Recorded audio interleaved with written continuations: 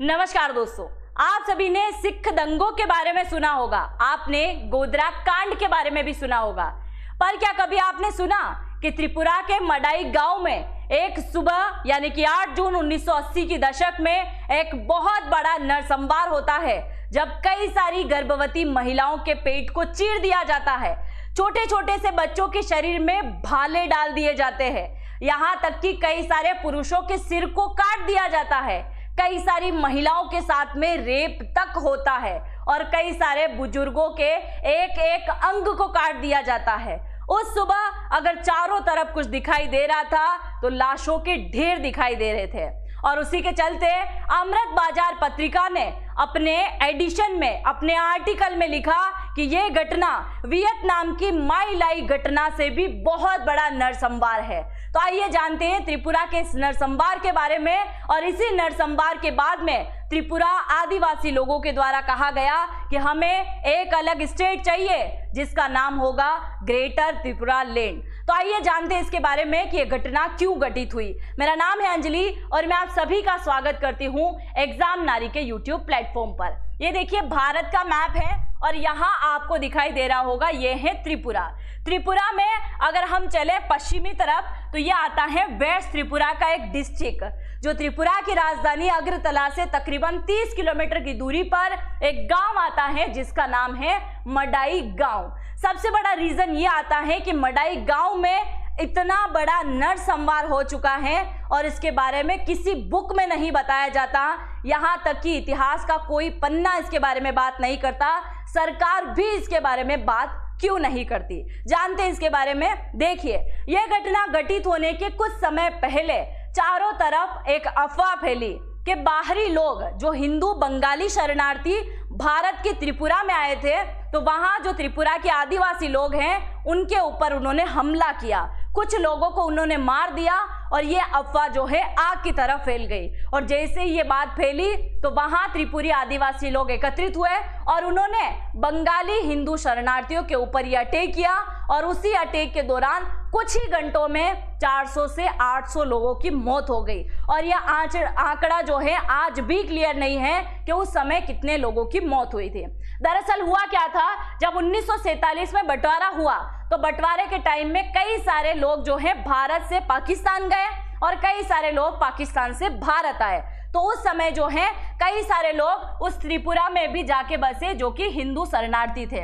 एक तो 1947 में आए और फिर जब बना बांग्लादेश तो 1971 में भी आए, यानी कि 1947 से लेकर 1971 तक त्रिपुरा में कई सारे हिंदू बंगाली शरणार्थी बन के आए और वो धीरे धीरे वहां पे बसने लगे, वो वहां पे रहने लगे। और एक समय ऐसा आया कि इनकी जनसंख्या ज्यादा हो गई, यानी कि त्रिपुरी जो आदिवासी थे इनकी जनसंख्या कम हो गई, जो बाहरी शरणार्थी बन के आए थे इनकी जनसंख्या ज्यादा हो गई। और उसी के चलते आदिवासियों के मन में यह डर सताने लगा कि आने वाले टाइम में हमारी आर्थिक स्थिति कमजोर होगी, हमारी सांस्कृतिक स्थिति पर भी इसका प्रभाव पड़ेगा, हमारी राजनीतिक स्थिरता भी कम होगी। और उसी के चलते ऐसी घटना होनी थी।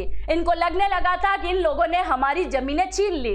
लगना क्या है, ऑलरेडी इन लोगों ने जमीनें छीनी, क्योंकि त्रिपुरा इतना सा बड़ा है और रहने वाले लोग इतने हो जाएंगे, तो पहले से ही जो लोग यहाँ फैले हुए हैं उनकी जनसंख्या तो कम है, क्योंकि उनका वैसे ही उन्होंने वर्चस्व खत्म करने की शुरुआत कर दी थी, जिसके चलते त्रिपुरी आदिवासी लोगों को लगा उनका रोजगार भी छीन गया, उनकी शिक्षा भी छीन ली और इसके साथ ही आदिवासी समुदाय जो था वो खुद को पीछे महसूस करने लगा और उसके चलते ऐसी घटना घटित होनी ही थी।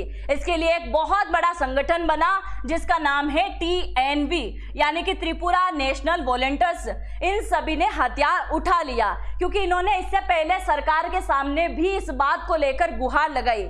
जब सरकार से कुछ रिएक्शन नहीं आया तो उस समय क्या हुआ था, भारत के अंदर तो चुनाव प्रचार प्रसार चल रहा था, एक तरफ वोट बैंक की राजनीति हो रही थी और एक तरफ इन लोगों का हक छीना जा रहा था, जिसके चलते लोगों ने परेशान होकर खुद ने ही हथियार उठा लिया। इनका मकसद था बाहरी यानी कि बंगालियों को त्रिपुरा से बाहर निकालना और एक अलग आदिवासी राज्य बनाना, जिसको लेकर इन्होंने आज भी मांग करी है और ये चाहते हैं कि जितने भी त्रिपुरी आदिवासी यानी कि त्रिपुरा के अंदर, मिजोरम के अंदर, बांग्लादेश के रंगपुर के अंदर और म्यांमार के अंदर जिन जिन इलाकों में त्रिपुरी लोग फैले हुए हैं उन सबको एक करके एक अलग राज्य बना देना चाहिए, क्योंकि 1947 से लेकर 1971 के दशक के दौरान इनकी जनसंख्या जहां 100 हुआ करती थी, जैसे जैसे इन बंगाली शरणार्थियों की जनसंख्या बढ़ी वैसे वैसे इनकी जनसंख्या 100 से सीधा 30% पे आ गई। तो इनको लगने लगा कि हमारा वर्चस्व बिल्कुल खत्म हो जाएगा। तत्कालीन सरकार उस समय कांग्रेस हुआ करती थी, जिन्होंने 1% भी नहीं सुना, उल्टा कुछ नेताओं ने वोट बैंक के लिए जाति भावनाओं को और भी ज्यादा भड़का दिया, जिसके चलते जनसंख्या असंतुलन का डर और अपना ही घर खोने की भावना इनके मन में पलने लगी, क्योंकि लाखों बंगाली हिंदू यहाँ रहने लगे थे। 1947 में इनकी जनसंख्या 70% थी, जो बाद में केवल 30% ही बची थी, जिसके चलते ये लोग परेशान थे। और इससे भी ज्यादा शॉकिंग बात ये थी, जरा देखिए, इनको डर था पहले से संस्कृति भाषा को लेकर। बंगाली शरणार्थी अपने साथ अपनी भाषा, रीति रिवाज, त्योहार, प्रशासनिक शैली सब साथ में लेकर आए थे। उसके बाद त्रिपुरा के अंदर क्या हुआ, राज्य की प्रशासनिक और शैक्षणिक भाषा बंगाली बन गई। सोचो जरा, अगर आप भी हिंदू हैं और आपके आसपास जितनी भी जमीन है वो आपकी है, वहां अगर आपके पास में कोई हिंदू ही उस जमीन पे कब्जा कर लेगा तो क्या आप वहां कब्जा करने दोगे? यहाँ कोई भड़काऊ बात नहीं है, यहाँ अगर सीधे हक की बात करें तो क्या आप अपना हक किसी और को दे दोगे?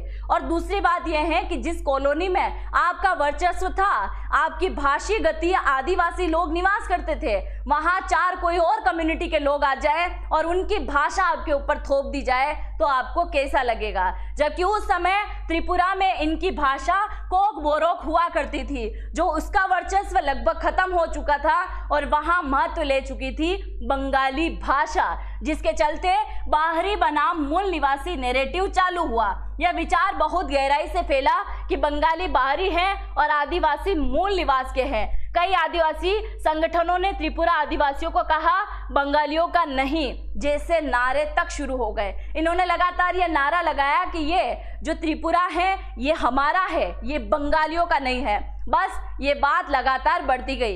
इसके साथ ही जो शरणार्थी हिंदू आए थे, उन्होंने, कई सारे लोगों ने, इनका आरोप था कि इन्होंने उनकी नौकरियां छीन ली, उनके सरकारी सहायता को छीन लिया, उनके स्कूल कॉलेज तक को छीन लिया गया। एक ऐसी घटना जो कि इतिहास में शायद ही कोई व्यक्ति जानता होगा।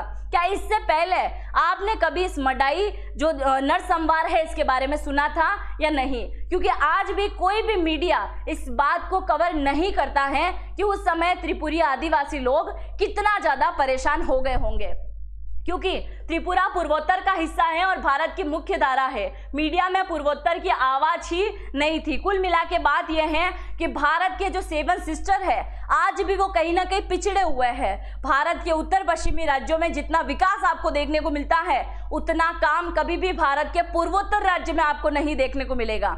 हो सकता है इन दिनों सरकार ने कुछ काम करवाया हो, पर अगर इधर के राज्यों के साथ में उस साइड के राज्यों के साथ तुलना कर दी जाए तो आज भी वो राज्य कई गुना पीछे है। सरकार ने एक, वो बोलते हैं ना, सोतेले बच्चे होते हैं, उस टाइप का व्यवहार इन लोगों के साथ में किया, तभी तो वहां की आवाज किसी ने आज दिन तक नहीं उठाई और उसी के चलते त्रिपुरी लोग बहुत ज्यादा परेशान हो गए। इन्होंने कहा कि भारत हमारी बात नहीं सुन रहा है। तभी तो बात बात में ये सुनने को आता है कि ये स्टेट भी भारत से अलग होना चाहता है, वो स्टेट भी भारत से अलग होना चाहता है।